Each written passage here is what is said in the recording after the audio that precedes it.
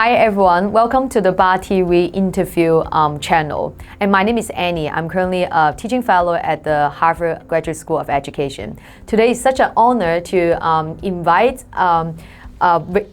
Victor Lee as the school committee candidate in Newton, and also a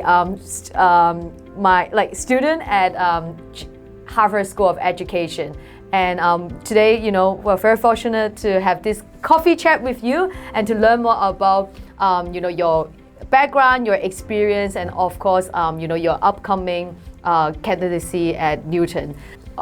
So just to get started, I would like to learn more about, your journey, because I learned about you actually started your work as in business, and now you're transitioning to education.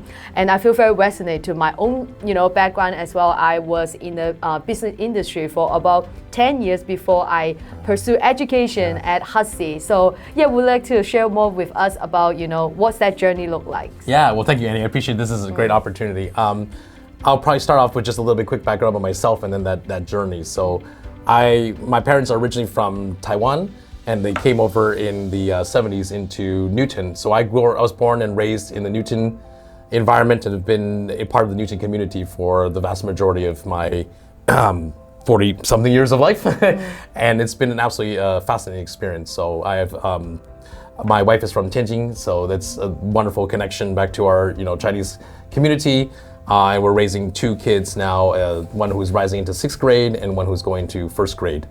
From a professional standpoint, so the first decade of my career was in the business world, exactly as you were saying. I did mostly corporate strategy and financial related roles, some data analysis and market research as well too. So that was kind of my function across a variety of different industries. I did it in startup companies as well as big companies like CVS Health, which was at that time, I think the 7th largest Fortune 7 company. So kind of got a sense of how do different organizations of different complexity kind of operate well. And then about a decade ago, I got an opportunity to join a wonderful company called HMH, which is the US's largest education technology company, focused on K-12, and to help them build a corporate strategy function. So I switched into there. My daughter was just born at my oldest daughter was just born at that time. So it was very exciting for me to kind of understand education from a professional standpoint, but also see her literally growing up and taking advantage of many of the same things that I was learning in the world of education and the world of curriculum and applying them to my own family environment. And that's what got me really, really hooked on education. My father was a professor, so it's always been sort of tied to the family notion, but it became this very interesting experience of how do I take those sort of business background and knowledge sets, the idea of how to manage a good budget, and start to apply it to this specific area of K-12 education, and specifically public K-12 education. So I was there for the better part of approximately 8 years. Ended up becoming a senior executive in HMH, where I was doing both the corporate strategy side as well as eventually becoming the CFO and chief of staff of a division within HMH that was focused on intervention solutions, or helping those students that were maybe a couple levels below where they should be catch up and become faster. So absolutely love that opportunity. And then about a couple years ago, I was introduced to a friend who was doing his research and his experience in his doctorate over at our company as part of this, what we call Ed.L.D program, or Doctor of Education Leadership. And he told me, he's like, I think you would actually really enjoy this part of the process. He saw that I had, in my role at HMH, gone to visit schools and districts all around the country to see what works and what doesn't work. And he's like, this kind of excitement that he saw in me watching and studying how things go well and what I can improve upon might be something I could take further in my studies at Harvard. So I went to Harvard for college, got an MBA in the process at Wharton, but I said, boy, it's been a while since I'm back in the education environment. Do I really want to do this? And he said, yes, you're going to enjoy it. And so I decided to take the challenge. And then about a year and a half ago, I started back at Harvard in the School of Education, doing my doctorates in education leadership. So that's been an amazing journey. And as part of this process, I've had the opportunity to serve as a superintendent fellow, which is the advisor and sort of apprentice, if you would, to the Arlington superintendent, who's a resident of Newton as well too, as well as advise and coach various different teachers and superintendents, administrators around the country on a variety of topics ranging from data analysis to budgeting to managing teacher absences and union relationships. So it's been quite a fantastic journey over the past 20 plus years of my professional career. Wow, that's incredible. Like the more I learn about your story, the more I think about, in such a critical, age of like in this moment, right? Especially in the age of AI, right? Like a lot of even my classmate, or I'm sure your classmate, they're thinking more about what education should look like in the future, right? So seeing you are now like a student at the ED.L.D program, right? So can you tell me more about like what education means to you, or like how do you define the purpose of education? Yeah, that's a great question. So I was saying there's a professor I had who could probably go into this in far more detail than I do, but I think education is about developing for each student and person a strong mind, strong character, strong body, right? And so ultimately it's about preparing people with the skill sets and the self-confidence to be able to thrive in the career choice that they choose to do, whether it's further along in college and something that's more academic or something that's more career technical, education. How do they thrive there? How do they thrive with their community? And how do they thrive with their family? If you're able to connect those elements of having good academic foundation, having good social foundation, and maybe some experience with, maybe not the most athletic, but some experience with, keeping the body relatively healthy, that I think is what education is meant to prepare people for. Yeah, absolutely. It reminds me of the Hussey slogan, learn to change the world every day when we pass the building. So, I also learned more about your priorities, as a candidate in Newton. Would like to share more with us about the priorities that you would like to focus? Yes, absolutely. No, thank you. So I would say there are 3 major issues that I would consider top priorities. There are many things and many opportunities that will be out there, but perhaps the biggest one for me is restoring the academic excellence and rigor that Newton Public Schools have traditionally been known for. And what was particularly, I think, telling and interesting to me is just days ago, US News and World Report released some rankings of the Newton school system. And I was talking with some individuals recently that as way back as the 1960s or even 1950s, the Newton High School was recognized by some areas as being a top 20 school in the nation. But as of days ago, the US News and World Report said that Newton South High School was ranked number 24 in Massachusetts, not even US, and our North High School was ranked, I think, 35. So there's been this change, I think, in the way that Newton's school system has been perceived. The rigor has definitely slipped, and I've had the opportunity to knock on somewhere in the ballpark of probably 2,000 doors over the last few months and talk to several thousand more Newtonians.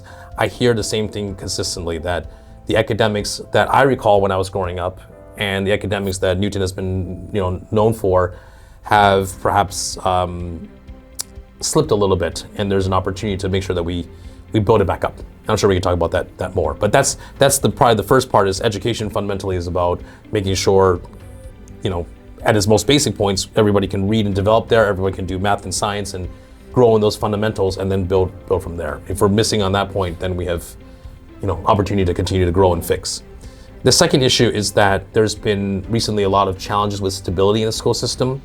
After COVID, there was a lot of division about when people should be able to go back into the schools. And I think some districts or some other school systems were allowing their children to go back into the schools faster than Newton was. We had a teacher strike that occurred 2 years ago, and now we have had, in this past year, a budget deficit battle between the school committee and the union, as well as the mayor. And that has led to a lot of distrust about where are we going and how do we sort of develop things. And I want to bring back that level of trust, the level of stability to say we have a pattern, we have a plan of how we're going to go forward. And with hopefully the new mayor that's elected, we can plan a reasonable but achievable budget to get to that point, because I think our superintendent has this vision of a Thrive budget that is very, very promising. We're just going to need to make sure we can stage our way towards there. So rigor, stability, and funding are the two big issues. And then the third one, related to what I said before, is the strike that had happened 2 years ago just ended up being very divisive for our community. It resulted in kids being out of the school system for 11 days, which was, I think, the longest perhaps in recent memory, if not ever in Massachusetts history. And while there were good reasons why I think the union members felt like they needed to go on strike, and it wasn't just the union's fault, or the mayor had some responsibility there. Members of the school committee had some responsibility. Members of the unions also had their issue. At the end of the day, the problem was the kids were most impacted by this, and nobody was perhaps watching out for their best interests. And so I want to make sure that whoever's on this committee, including hopefully myself, is able to take a step back and say, let's try to avoid the circumstances that led to the strike occurring, so that in about 1.5 years' time, when we're going to have to renegotiate contracts, we're not back to square one. So summarize basically the rigor, stability and funding, and minimizing the opportunity for any need for strikes. Yeah. When you talk about this, right, remind me of the how important it is to make sure that our teacher or maybe school they get enough funding or support, right? Yes. Yeah. So what would you do to help us to restore their trust in the community or in the school system again? Because like trust, it takes time to build, right? And you're very smart to recognize that. It is about relationship building. So one thing that's very interesting about this school committee election is there are 8 seats that are elected, and the mayor sits as the 9th seat. 6 of the 8 seats are going to turn over for sure this year, which is the most, I think, in maybe 15 or 20 years, a long time before we've had this much opportunity for change. And I think a big part of that is if you get the right people who are able to build relationships with each other there, that's important. But we also need to work with the right people who can influence the budget. So in Newton, it's the mayor who really has the most control over the budget, but both school committee members and the city council, which is our city legislature, have influence on that part of the process. So I think a big part of it is how do you build relationships with them? And what I'm very proud about my efforts in campaign is that I've made it a priority not just to talk about building the relationships, but to actually do them. So I've reached out to all of the city councilors, and I'm happy and proud to say that every single one who's made an endorsement in my race has chosen me so far. And I think that's because I've shown them that there is a path forward that is possible, that the priorities that I'm describing are ones that they can agree with, and that I want to build those relationships so that if, God forbid, there's a potential of another strike down the road, we're getting ahead of those conversations, and instead of having a fight with all different parties kind of backing off into their corners quickly and not coming to the table to discuss, we can say, hey, remember when we had these conversations about building relationships and you were believing me from endorsing me? Now let's at least come to the table and have these conversations beforehand. So again, it's not easy. It will take time, and there will be disagreements from time to time. But I think those people who are already putting the effort to build those relationships today are going to be better suited to gradually do the work that actually matters. And the other element is transparency and communication. And so a big reason why I've been going, as I said, kind of walking around all over Newton, meeting people, is I want to make sure they hear from me, and also I listen to them. I think we'll need to do more town halls to explain what the real situation is, because frankly, the mayor has represented her perspective, the union leadership has represented their perspective, school committee has their perspective, and it's hard. It's hard for anybody who's not deep into the weeds to understand what's real, what's not. If we're able to, as a collective, to come together and say, these are the things we know are facts that we all agree upon, and have that sort of town hall conversation, then we can better educate our fellow citizens, and that's going to help make for a more informed, I think, conversation. And the more you're transparent about it, I think the better people feel that they can trust and understand you, right? They trust you, they feel you have confidence in, you understand the facts, you understand what's real, and you have a plan forward on how to proceed. Wow, that's that's very important. I think especially the communication and the Yes. transparency, Yes. right? Yeah. Oftentimes we see like in school there's so many stakeholders involved, and Yeah. conflict happen because of the lack of communication, or maybe when it comes to the policy level, how can we make sure that everyone are aligned, right? Yes. Yes. So as a I've done some research, like in Newton, right? There are about like 20% of residents they are Asian or Yes, Chinese, right? correct. So Yeah. and you as a Chinese, candidate, right? Where's the courage coming from? Like, I want to learn more about what inspired you, or Yeah. even like to encourage you to stand out as an Asian or Chinese to be part of this school committee. Right. No, that's what a good question. So, the first thing is, I think, and it's important, I think, to our culture to respect our elders and the people that came before us, right? And so there's one wonderful gentleman by the name of Anping Shen, who's so Shen Laoshi he's unfortunately unable to run again because of term limits. I wish he could, but the rules and laws prohibit him from running. He had, I think, 4 terms in a row. So amazing predecessor, and he's the only person of East Asian descent that's on the committee right now. And while the identity politics doesn't have to be necessarily the most prominent thing, it is important to recognize that, as you said, about a fifth of our population, and it's actually growing too, identifies as being East Asian, and a lot of us are Chinese, Taiwanese, Southeast Asian, even I think Indian to some extent.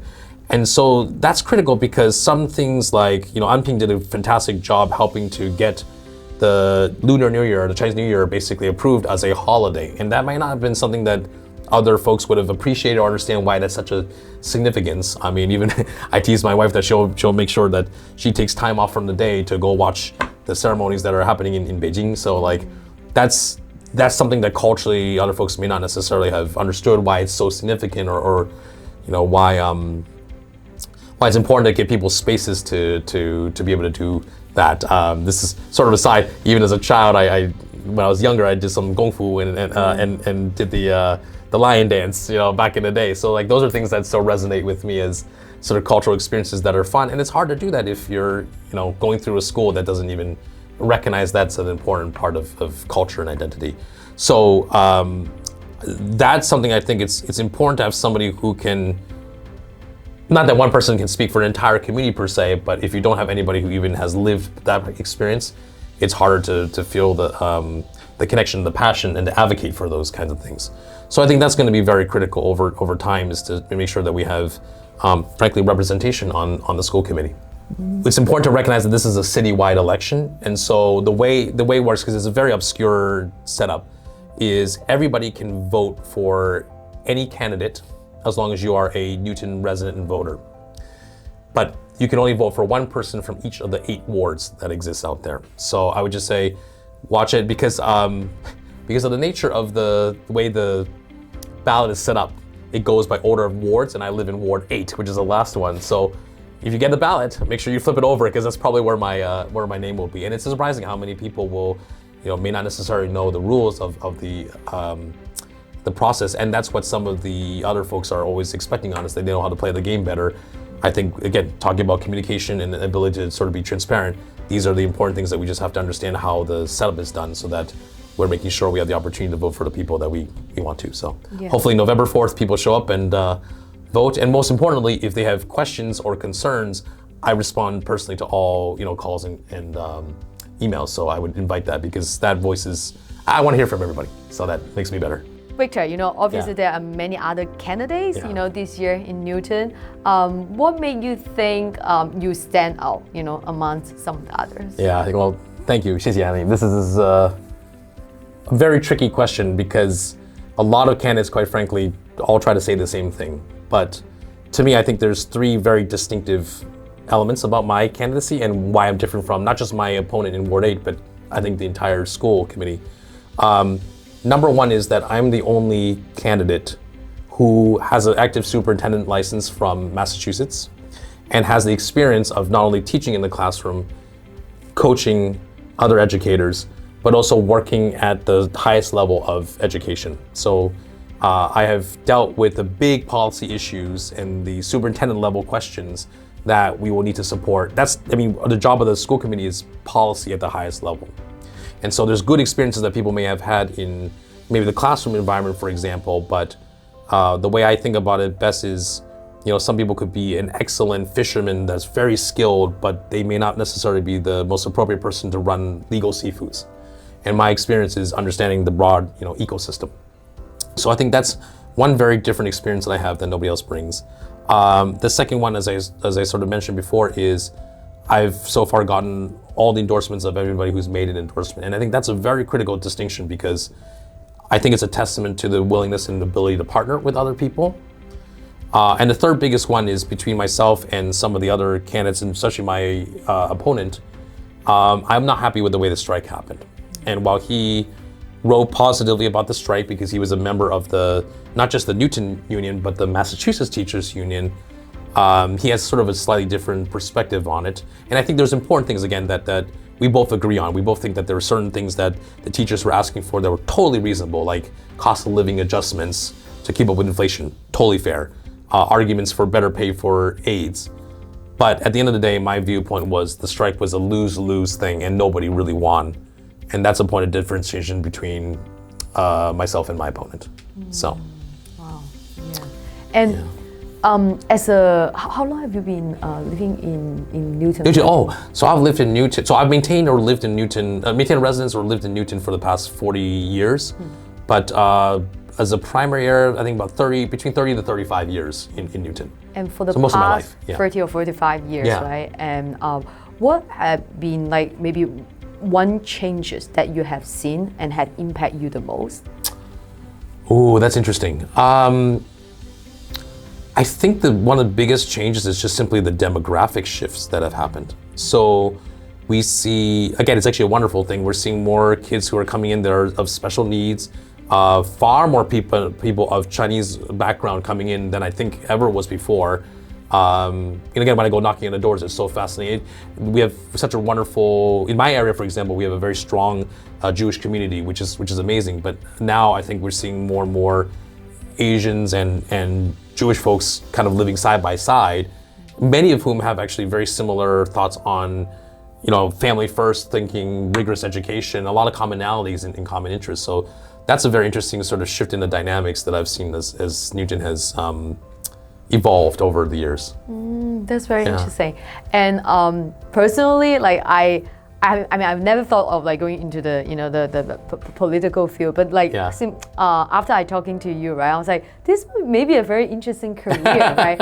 So can you share more with us how like being a candidate or like the candidacy journey look like for you? Any challenges or anything that you enjoy the most, and where you see yourself in maybe next few years?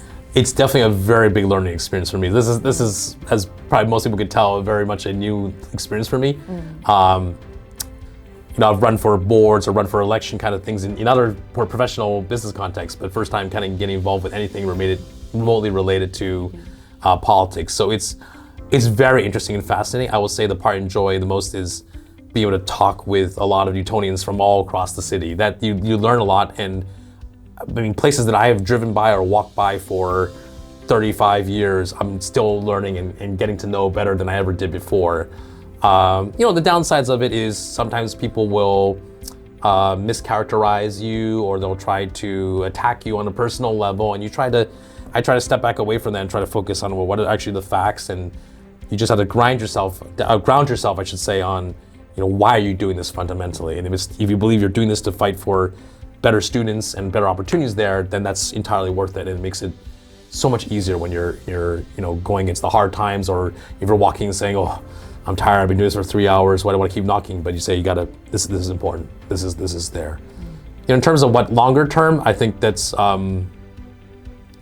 too soon to say at this particular juncture. Quite frankly, I think my focus is primarily on schools. Is the area that I know best, and the area I think I can be most impactful. I had a great teacher, Governor Deval Patrick, who was our former governor of Massachusetts, and so he really inspired me to kind of not just stay on the sidelines and think about education, but actually do something about it. And I think we'll see from there, see if I can be effective in this kind of environment, then maybe it opens up future doors, but I think that's too early to say for now. And right now, it's got to be focused on the education sector. And you got 1 more year to go at Hussey. I do. Right. Yeah. So is there anyone that you would like to shout out for their support? I imagine. Oh boy, there's actually a lot of people that I could do, but the first and foremost is probably going to be my family. So don't want to get Lapo mad, it's all right. But she's been the one that's been, very supportive of that. My kids actually have been also very supportive. They are very exciting on weekends, when they're not involved with things, they'll say, Papa, are we going out campaigning? So I would bring them with me, and it's actually a lot of fun for them to see that go through. So, and also obviously with my wife and my parents, who are actually Newtons as well. They live about 2 blocks from where I am. So I would not be able to go out, knocking every single day on doors and introducing myself if they didn't help to support that. But there's also been an amazing amount of people that, and I don't want to start mentioning names because I don't want to leave anybody out by accident, but some great counselors that have been providing guidance and showing me the ropes of how this works. And some, again, wonderful people. Anping, again, a huge influence and huge help. He's been absolutely incredible. There was a wonderful lady, Li Zhen, or Li, who has been also key in introducing me to Anping and laying the groundwork. So I mean, this community that we have in Newton and the Chinese community has just come out in spades, and it's been absolutely. I'm very touched by it. It's incredible to see them support and say, going to events and handing out flyers, or even some are now coming to knock on doors with me. That's incredible. Yeah, it reminds me like the Hussey community as well, right? Like sometimes there's lots of things happening in our own career or family, but having the support from our community, I think that's really, really critical. And also, of course, family. Yeah, I think remember when I was a Hussey, my mom was here with me almost like for half a year, and and until I launched my own startup. So. Thank you, That's to our amazing. family. Good for right? you. Yeah. 如果今年没有当选上，become the part of the school community. Right. How do you get so involved and help out? Yeah, how you still get involved? Yeah. 我想最重要的时候是 stay involved in community no matter what. So even if you're not I'm mixing my Chinese and English, but even if you, even if you're not elected, you can still support, right? You can still, this concept of 帮忙, always help out no matter where you can. And if people say, hey, I have expertise in, say, curriculum, and they want to understand, well, maybe you're not on a committee, but you might understand what curriculum is better for one area versus another, I can still share my opinion on it. And I think equally importantly is just continuing to encourage future generations to also get involved and try to help out as well too.